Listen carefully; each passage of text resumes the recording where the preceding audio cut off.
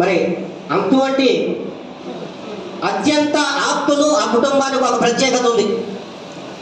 మాట చెప్తే ఖచ్చితంగా చేయగలిగినటువంటి వ్యక్తిత్వం కలిగినటువంటి ఆ కుటుంబము ఆ నేపథ్యం. అందుకే మా పెద్ద ఆయనను సంబోధించాను. ఇంకొకటి, మనకు ఆత్మ బంధువు అయినటువంటి ఆరాధ్య దైవమైనటువంటి రాజశేఖర్ రెడ్డి గారు ఈ దినం ప్రతి ఒక్క క్లినిక్ లో ఆయన ఫోటో ఉంది. ఎందుకంటే ప్రతి క్లినిక్ లో ఫోటో ఉండడమే కాదు, ప్రతి ఫస్ట్ ఎయిడ్ సెంటర్ లో కూడా ఆయనని ఒక ఆరాధ్య దైవంగా ఈ దినం కూడా వారి హృదయాలలో ఉంచుకొని ఆయనకి పూజిస్తున్నారు. కారణం, వారికి ఒక పాట వేశాడు 2009వ సంవత్సరంలో. ఆ రోజుల్లో 2004 నుంచి ప్రత్యేకంగా ఆయన్ని క్యాన్వా ఎక్కి వెళ్ళిపోయేవాడు నేను, కానీ రే దిగిన చచ్చిపోతాం అనేవాడు. అలాగా వెంటబడి స్వాతి ముత్యంలో కమలహాసన్ లాగా వెంటబడి గోడ దగ్గర ఉండేవాడిని ఆ రోజుల్లో, లేక్ గెస్ట్ హౌస్ దగ్గర. మరి అలాంటి ఆ గొప్ప పెద్ద ఆయనగా మా హృదయాలలో నిలిచిపోయిన ఆ తదుపరి వచ్చినటువంటి అనేక కార్యక్రమాల వల్ల కొందరి వ్యక్తులను కలవలేకపోయినాం. అయినా కూడా ఈ యొక్క జిల్లా నెల్లూరు పార్లమెంటు సభ్యులుగా మా యొక్క మండలంలో నుంచి ప్రత్యేకంగా ఎన్నికగా పడుతున్నటువంటి ప్రత్యేక వ్యక్తి, అలాంటి గొప్ప వ్యక్తిగా వి సాయిరెడ్డి గారు బంపర్ మెజార్టీతో గెలుస్తాడని చెప్తున్నా ఈ దినం.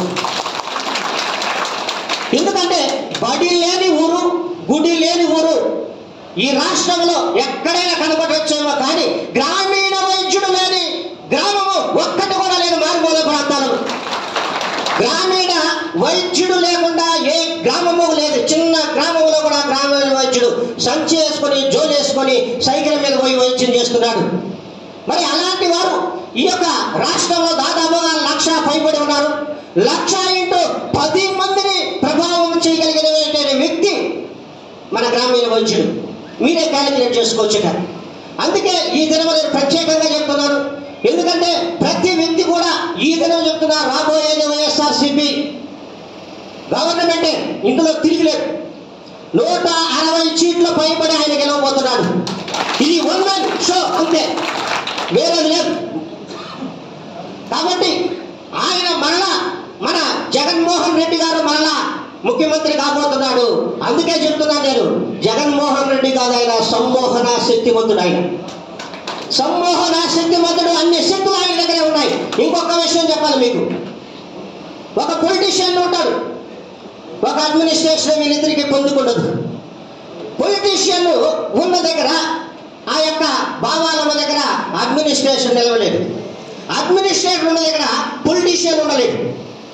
గొప్ప విషయం చెప్తా, ఈ రెండు కలగలిపినటువంటి ముఖ్యమంత్రి ఎవరైనా ఉన్నారంటే ఒక్క జగన్మోహన్ రెడ్డి గారే. ఇందుకే సమ్మోహన శక్తివంతుడు ఆయన. ఒక పొలిటీషియన్ ఉన్నాడు, ఒక అడ్మినిస్ట్రేటర్ ఉన్నారు. కానీ రాజశేఖర రెడ్డి గారు తెలిసిన తర్వాత మన దగ్గరికి ఎవరు కూడా మనల్ని ఇబ్బంది పెట్టలేదు. 2009 కంప్లీట్ అయిపోయినా కూడా మరలా కూడా మనల్ని ఇబ్బంది పెట్టాల. తర్వాత టీడీపీ వచ్చిన తర్వాత కొంత ఇబ్బందులు జరిగాయి. అంతకుముందు 2003 సంవత్సరంలో